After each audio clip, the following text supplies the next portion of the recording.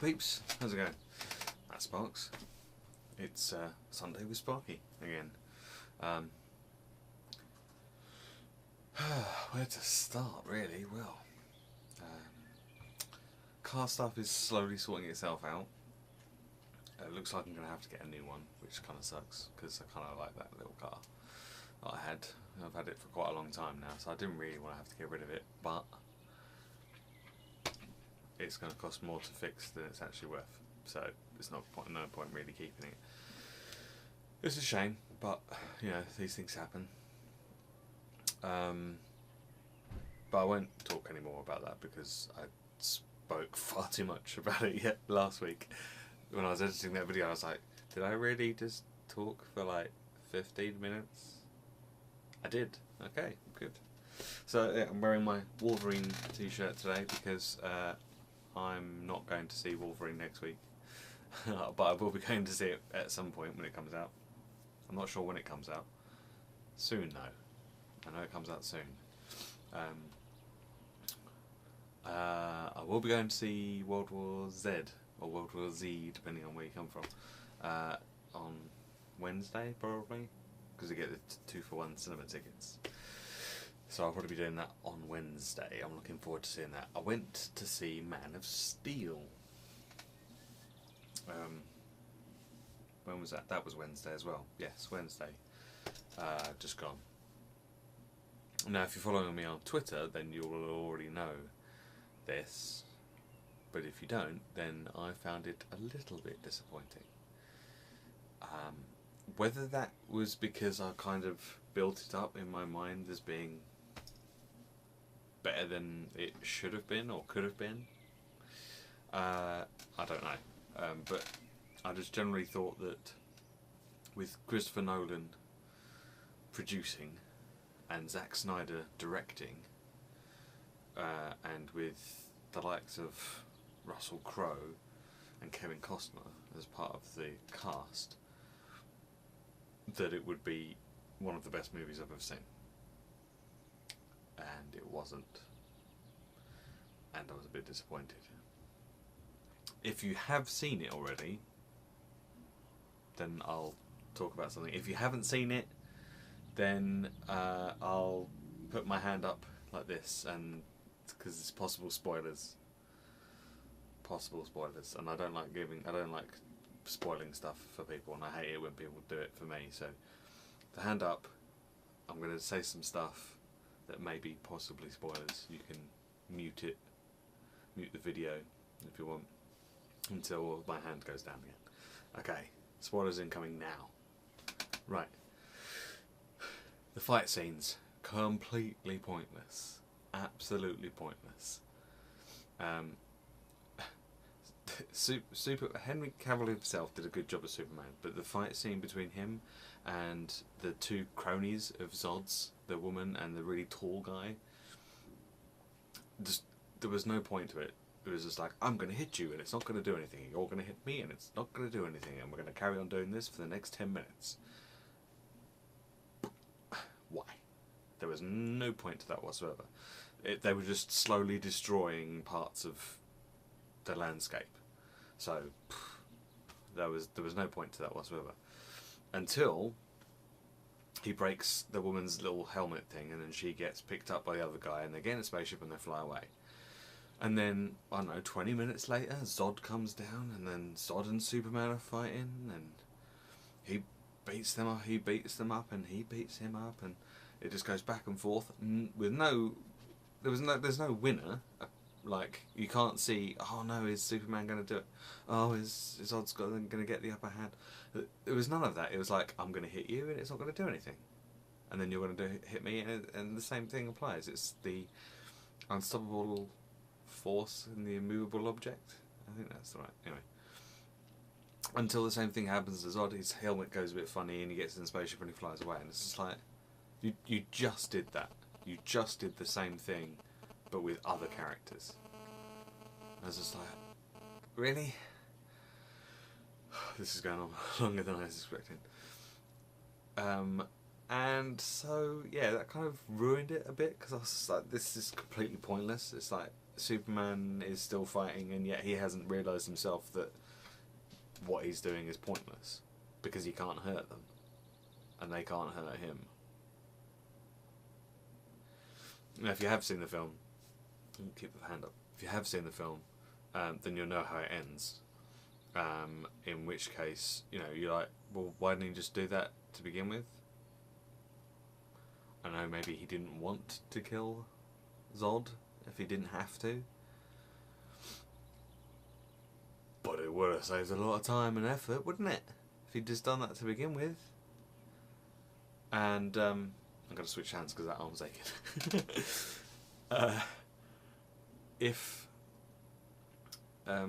Oh yeah, that was the other thing, was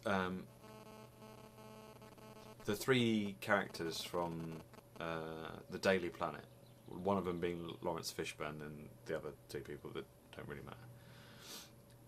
They kind of climbed over the rubble after the machine had been destroyed. And Superman stood there with Lois Lane, and they're like, oh, he saved us. But if you look around, there is destruction everywhere. Buildings have collapsed, like just blocks of land have just been absolutely demolished. And you're kind of like, well, he may have saved you three, but how many people were trapped and dead beneath all this rubble? Because you never see anyone get evacuated. I mean, in Avengers, you see people getting evacuated, and you see police out and in force trying to evacuate buildings and make sure the people are safe. You don't see that in Superman, so you have to assume that people didn't get out, because there was literally city blocks being demolished. You see a few people running like away, but that's it. And you're just like, you could have replaced some of that fight scene with Superman trying to get people away from wherever they were, or trying to get the military to get the people away from where they were, so that they weren't all going to die horribly. Anyway, that's my 2 cents, if you like, on why I thought it wasn't as good as it could have been. The fight scenes were the things that ruined it for me.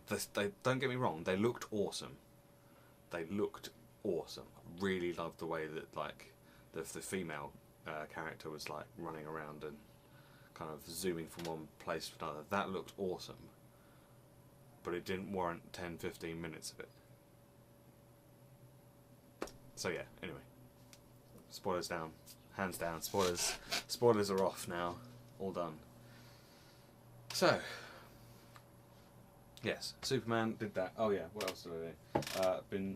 Didn't watch many movies the week before, but this week I have watched Ghostbusters. Because it's Ghostbusters, you don't need a reason to watch Ghostbusters, it's just Ghostbusters, and it's amazing. And even now, even though it's 1984, even though it came out in 1984, it still works. And there's not many films that can do that.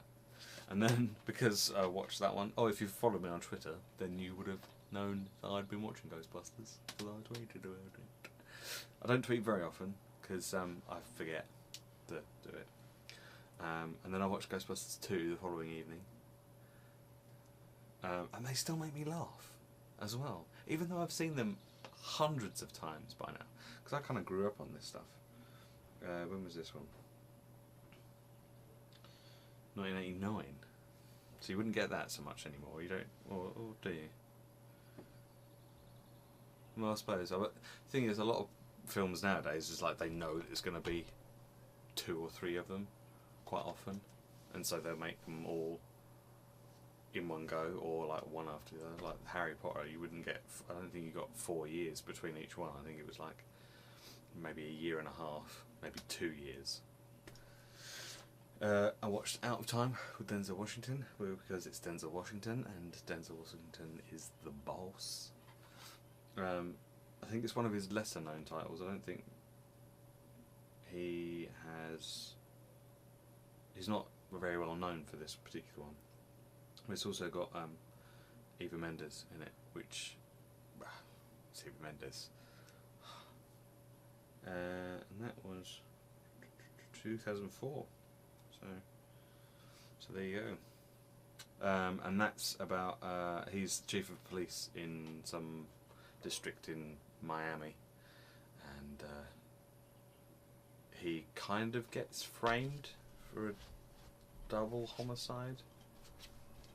He doesn't really get framed for it, but all the evidence kind of points to him, and he's trying to cover his tracks and find out what's actually happened at the same time. It's good, and it's Denzel Washington. So yeah, I don't know if he's done a bad movie really. Some of his earlier ones maybe, but most of them are pretty solid. And the other night I watched Yes Man with Jim Carrey, which if you've seen Liar Liar, it's pretty similar. It's also got Zoe Deschanel in it, and Bradley Cooper as well from the Hangover movies. But yeah, it's actually quite fun, and there's some funny bits in it. There's not so many. It's kind of like a romantic comedy in some degrees, where you kind of just like, you smile and you're like, huh. But there was actually a couple of bits in there that I actually had to kind of stop myself from being really loud and laughing. There's a bit, if you haven't seen it, there's a bit where he's having like a bit of a back and forth